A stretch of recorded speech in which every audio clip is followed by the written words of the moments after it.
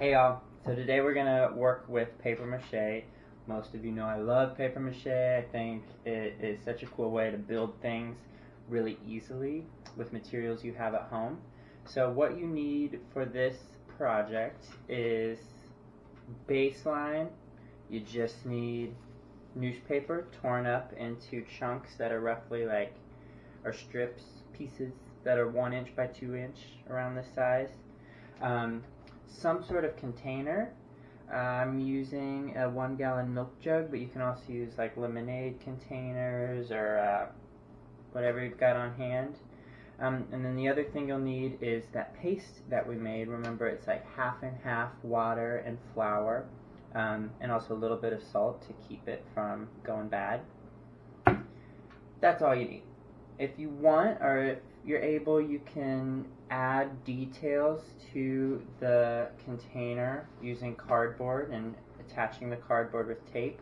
What I'm going to create out of my container using paper mache is a fun face, sort of like a sculptural head, and I'll show you the finished result at the end. So to paper mache, you're going to set your container on a base, and you'll do or paper mache the base like with on a second round. We're going to start by just paper macheing the stuff on the top, then letting that dry, and then you'll paper mache the base.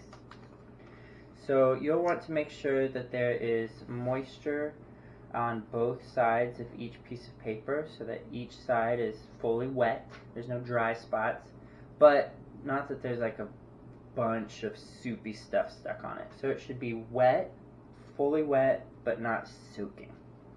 Then you'll make sure it lays totally flat on your container or whatever surface you're paper macheing on, and you keep going. You want to make sure that these papers slightly overlap, because when they overlap, that just makes it stronger, and it just makes sure that you don't have any spots that didn't get covered. On spots, if you did use cardboard, spots where cardboard meet your container, make sure that you get that seam, that pieces of paper mache strips go across the cardboard to the container, so when it dries, that seam gets nice and hard and they kind of fuse together and become one piece.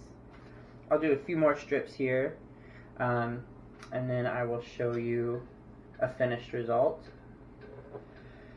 You can use liquid starch instead of this flour and water mixture, and liquid starch is just a mixture of cornstarch, water, and soap, which I bet you can make yourself too. I'll look for a recipe, and if I find one, I'll put it on the blog post for this project. Ooh, whoa. Here's a good point. Use a piece of newspaper as a placemat, because I'm getting all over my table, because I'm not keeping clean here, keeping tidy. Okay, take it nice and slow on areas that are more sculpted, like this area where the handle is, and if you need to tear pieces even smaller to kind of get in those little tricky areas, you can. I'll do that. I tore a strip in half so it's a little skinnier, so I can get that little weird area. Yeah. Okay, so go ahead, paper mache the whole thing except for the bottom so it can dry, get hard, and then once it's dry, then you can paper mache the bottom and set it on its side while the bottom dries. So I'm going to set that aside for now and show you a finished piece. So let's say you finished paper macheing it, it's all dry. It'll look something like this. I went ahead and added a layer of gesso onto mine, which is like a white primer paint that just sort of covers up the newspaper. You can buy gesso, but I'll also attach in the blog a homemade recipe for gesso. You don't have to gesso it. If you want to cover up the newspaper, other options of doing that is using either white paper or a brown paper bag and tearing strips of that and adding a layer of paper mache using that instead of newspaper, and that will at least give you one solid color instead of newspaper print. So,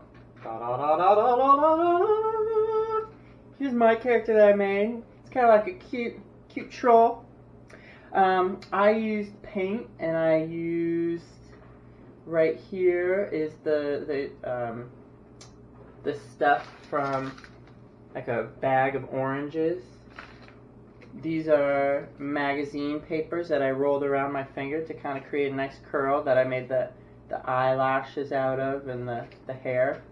If you don't have paint, honestly, these are the most interesting parts, the things that I made out of found materials at home. So you can just cover the entire sculpture that you make with found materials that aren't paint.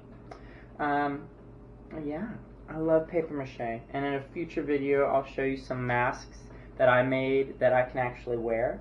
And that's an option too if you've got a lot of time on your hands, and some cardboard and flour and newspaper. Yeah.